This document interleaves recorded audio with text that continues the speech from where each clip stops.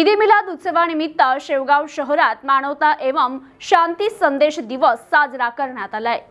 शेवगाव शहरात उम्मीद सोशल फाउंडेशनच्या वतीने आयोजित कार्यक्रमादरम्यान सर्वधर्मीय धर्मगुरू यांनी उपस्थित राहून एकाच मंचावरून सर्वांना शांतीचा संदेश दिला। ईद मिलाद उत्सवानिमित्त उम्मीद सोशल फाउंडेशनच्या वतीने शेवगाव शहरात मानवता एवं शांती संदेश दिवस साजरा करण्यात आला।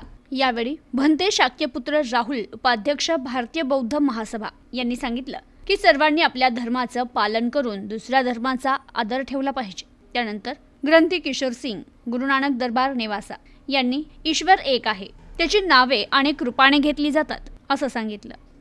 तर यावेळी मुफ्ती अब्दुल रजाक जमियत उलेमा मराठवाडा यांनी देखील आपलं मनोगत व्यक्त केलं।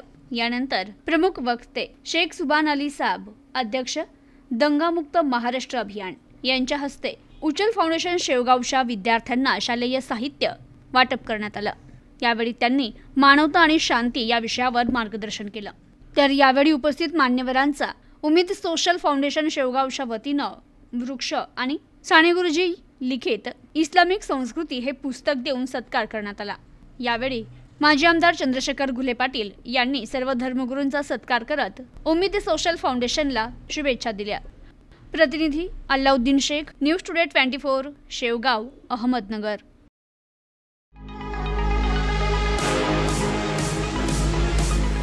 राम एजन्सी सादर करत आहे Samsung big TV festival offer. Branded electronic वस्तूंच्या रूपाने सजेल आपले घर सुंदर।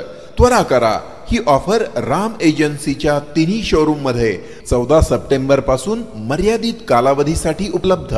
शाखा मार्केट यार्ड, नवी पेठ आणि Savedi, Ahmednagar. Celebrate new era in AL entertainment.